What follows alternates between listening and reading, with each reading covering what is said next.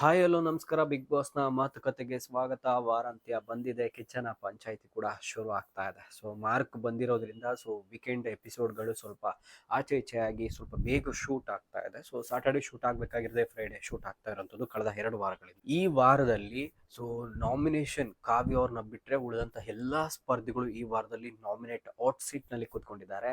So ಆ ಪೈಕಿಯಲ್ಲಿ big boss ಮನೆಯಿಂದ ಹೊರಗೆ ಹೋಗುವಂತಹ ಇಬ್ಬರು ಸ್ಪರ್ಧಿಗಳು ಯಾರು ಅನ್ನೋದನ್ನ ವಿಡಿಯೋದಲ್ಲಿ ತಿಳಿಸ್ಕೊಡ್ತೀನಿ ವೀಕ್ಷಕರೇ.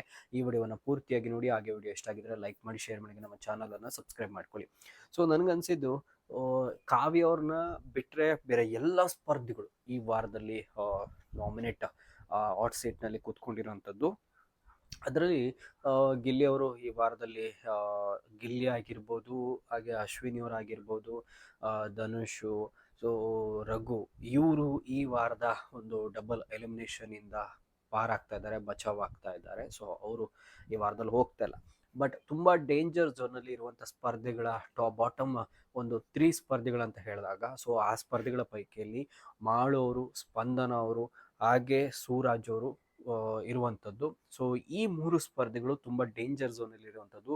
ಸೊ ಡಬಲ್ ಎಲಿಮಿನೇಷನ್ ಅಂತ ಬಂದಿದೆ. ಸೊ ಬಿಗ್ ಬಾಸ್ ಮನೆಯಿಂದ ಇಬ್ಬರು ಸ್ಪರ್ಧಿಗಳು ಹೋಗೋದಂತೂ ಕೂಡ ಕನ್ಫರ್ಮ್ ಆಗಿರುವಂಥದ್ದು. ಅತಿ ಕಡಿಮೆ ಓಟ್ಗಳನ್ನು ಪಡೆದುಕೊಂಡು ಸೊ ಸ್ಪಂದನ ಅವರು ಈ ವಾರದಲ್ಲಿ ಎಲಿಮಿನೇಟ್ ಆಗುವಂತ ಚಾನ್ಸಸ್ ಇದೆ.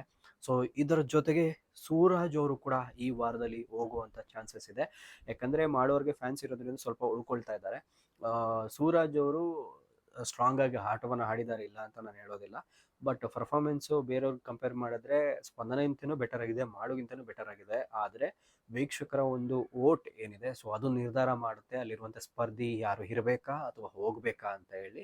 ಸೊ ಸ್ಪಂದನ ಹಾಗೂ ಸೂರಜ್ ಅವ್ರಿಗೆ ಕಂಪೇರ್ ಮಾಡ್ತು ಅಂದರೆ ಮಾಳು ಸೊ ಫ್ಯಾನ್ಸ್ ಬೇಸ್ನಲ್ಲಿ ಸ್ವಲ್ಪ ಬೆಟರ್ ಆಗಿರೋದ್ರಿಂದ ಅವರು ಉಳ್ಕೊಳ್ತಾ ಇದ್ದಾರೆ. ಸ್ಪಂದನ ಮತ್ತು ಸೂರಜ್ ಅವರು ಈ ವಾರದಲ್ಲಿ ಎಲಿಮಿನೇಟ್ ಆಗುವಂತಹ ಒಂದು 80% ಚಾನ್ಸಸ್ ಇದೆ. ಸೊ ಇನ್ನು ಉಳಿದಂಥ ಧ್ರುವಂತ್ ಆಗಿರ್ಬೋದು, ರಾಶಿಕಾ ಅವರಾಗಿರ್ಬೋದು, ಸೊ ಅವರ ಒಂದು ಪರ್ಫಾರ್ಮೆನ್ಸ್ ಬೆಟರ್ ಆಗಿದೆ.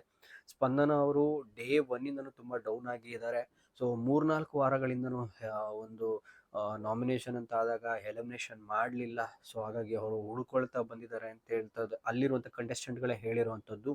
ಸೊ ಅದನ್ನು ಹೊರತುಪಡಿಸಿದ್ರೆ ಸೂರಜ್ ಅವರ ಪರ್ಫಾರ್ಮೆನ್ಸ್ ಚೆನ್ನಾಗಿತ್ತು, ಬಟ್ ಒಂದ್ ಕಡೆ ಅವರೆಲ್ಲ ಸ್ಟಕ್ ಆದ್ರು ಅಂತ ಅನ್ನಿಸ್ತು. ಸೊ ಅದನ್ನು ಹೊರತುಪಡಿಸಿ ಅವ್ರು ಫನ್ ಮಾಡಬೇಕಾಗಿತ್ತು, ಎಂಟರ್ಟೈನ್ ಮಾಡಬೇಕಾಗಿತ್ತು, ಎಂಜಾಯ್ ಮಾಡಬೇಕಾಗಿತ್ತು. ಫುಲ್ ಅವರು ಎಲ್ಲ ಒಂದ್ ಕಡೆ ಸ್ಟಕ್ ಆಗಿ ಕೂತ್ಕೊಂಡ್ರು ಅಂತ ಅನ್ನಿಸ್ತು. ಸೊ ಅದ್ರ ಜೊತೆಗೆ ಅವ್ರಿಗೂ ಕೂಡ ಫ್ಯಾನ್ ಬೇಸ್ ಕಡಿಮೆ ಇರೋದ್ರಿಂದ ಈ ವಾರದಲ್ಲಿ ಸೂರಜ್ ಮತ್ತೆ ಸ್ಪಂದನ ಎಲಿಮಿನೇಟ್ ಆಗುವಂತಹ ಎಲ್ಲ ಲಕ್ಷಣಗಳು ಕಾಣಿಸ್ತದೆ. ಅದರಲ್ಲೂ ಕೂಡ ಡಬಲ್ ಎಲಿಮಿನೇಷನ್ ಅಂತ ಹೇಳ್ತಾ ಇರೋದು. ಸೊ ನಿಮ್ಮ ಪ್ರಕಾರ ಈ ವಾರದಲ್ಲಿ ಈ ಇಬ್ಬರ ಸ್ಪರ್ಧಿಗಳನ್ನ ಹೊರತುಪಡಿಸಿದ್ರೆ ಬೇರೆ ಯಾರು ಬಿಗ್ ಬಾಸ್ ಮನೇಲಿ ಇರೋದಕ್ಕೆ ಅರ್ಹತೆ ಇಲ್ಲ ಸದ್ಯದ ಪರಿಸ್ಥಿತಿಗೆ, ಡಬಲ್ ಎಲಿಮಿನೇಷನ್ ಅಂತ ಹೇಳಿದಾಗ? ಸೊ ಆ ಲೆಕ್ಕಾಚಾರದಲ್ಲಿ ಮಾಡೋರ್ಗೂ ಅಲ್ಲಿರುವಂತ ಸ್ಟ್ರಾಂಗ್ ಕ್ಯಾಂಡಿಡೇಟ್ಗಳ ಜೊತೆಗೆ ಫೈಟ್ ಮಾಡೋಕ್ಕಾಗಲ್ಲ. ರಾಶಿಕಾ, ಮಾಳು, ಧ್ರುವಂತು, ಸೊ ಇವರೆಲ್ಲರೂ ಕೂಡ ತುಂಬ ವೀಕ್ ಅನಿಸ್ತಾರೆ ಬೇರೆಯವ್ರಿಗೆ ಕಂಪೇರ್ ಮಾಡಿದಾಗ. ಸೊ ನಿಮ್ಗೇನು ಅನ್ಸುತ್ತೆ ಅನ್ನೋದು ನಮ್ಮ ಕಮೆಂಟ್ ಬಾಕ್ಸ್ ಮೇಲೆ ತಿಳಿಸಿ. ಡಬಲ್ ಎಲಿಮಿನೇಷನ್ ಪೈಕಿಯಲ್ಲಿ ಎಲಿಮಿನೇಟ್ ಆಗ್ತಿರುವಂಥದ್ದು ಸೂರಾಜ್ ಹಾಗೆ ಸ್ಪಂದನ್ ಅವರು ಹೋಗುವಂಥ ಚಾನ್ಸಸ್ ಇದೆ. ನಿಮ್ಗೇನು ಅನ್ಸುತ್ತೆ ಅನ್ನೋದನ್ನು ಕಮೆಂಟ್ ಮಾಡಿ. ವಿಡಿಯೋ ಇಷ್ಟ ಆಗಿದ್ರೆ ಲೈಕ್ ಮಾಡಿ, ಶೇರ್ ಮಾಡಿ, ನಮ್ಮ ಚಾನಲನ್ನು ಸಬ್ಸ್ಕ್ರೈಬ್ ಮಾಡ್ಕೊಳ್ಳಿ. ನಮಸ್ಕಾರ.